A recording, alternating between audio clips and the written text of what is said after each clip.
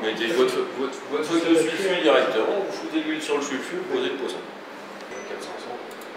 On est 7 minutes sur une face, 7 minutes sur l'autre face, on termine en finishing à l'assiette avec la garniture en 7 minutes. Et vous fermez le varié ou pas? On n'y touche pas. Non, ça fait il refuse. À 149. Ah oui, 220, oui, non, pardon. 149, il refuse. Oui, c'est vrai. On le laisse comme ça, et ça permet de sortir un poisson entier, on le présente cru en salle. Quand la personne prend un bar de ligne, on lui emmène en salle, cru, et 21 minutes après, il est servi. 9 minutes là, quoi. 9 minutes ici, et 6. C'est toujours le sulfure. Parce que là, ça vous permet vraiment, derrière, vous reprendre votre sulfure, dégager le poisson, et ça bouge pas. Parce qu'avec la palette, c'est toujours plus ou moins aléatoire. Comme l'albumine est dégagé à 61, vous allez avoir des boules blanches qui vont sortir sur le dessous du poisson. On a le cul qui est tranquille. Il vaut mieux faire un marquage et terminer l'assiette. Là, vous avez un produit à l'arête, c'est vraiment rosé sur l'arête. La chair, elle est vraiment nacrée à ça. Là, pourquoi est-ce qu'on la laisse rallumer? Pareil, on l'éteint et on la relancera quand on va vraiment avoir besoin. Et le fait de rester à 170, on va jamais avoir de sucre à brûler dans le fond de la queue. Et là, même si j'ai besoin de passer un coup, de toute façon, ça prend 90 secondes pour remonter à 170. Donc même si vous faites l'essai de prendre une poêle, des parafrans, mettre sur un feuillage, mettre la matière grasse, ça prendra plus de 90 secondes de toute façon. Là, vous avez deux cubes, vous mettrez la seule à gauche et puis les lions à droite. Non, mais non, parce que nous on a des moules à gauche. Vous avez les moules. Avec le panier au travail en vrac. Obligation de mettre la sonde dans l'huile pour gérer la chauffe. La sonde peut aller complètement dans l'huile? Ah oui, elle est prévue. En automatique, elle vous demandera de mettre la sonde. Automatiquement la sonde. Non, la friteuse est tombée en panne un jour et c'est bien pratique d'avoir ça. En plus, ça Du coup, vous pouvez faire des frites en 2 minutes. Hein. Enfin, vous mettez l'huile dedans et hop, vous partez en friteuse. C'est parfait. Ça fait bien. Ça évite d'avoir des frites au four.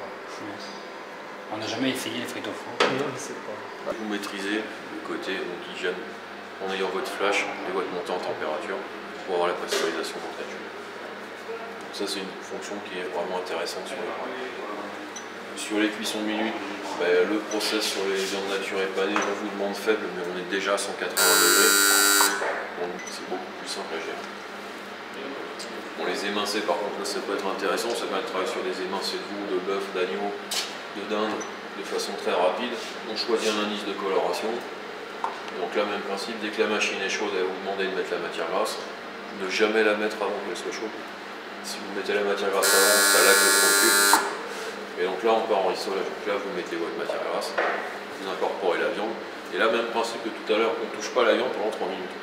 Elle reste stabilisée à la même température. Par contre, quand vous décrétez que vous avez terminé, vous validez, on passe à l'étape suivante qui est le déglaçage. Donc, soit vous rajoutez un bouillon que vous avez fait, soit vous utilisez le transforme automatique.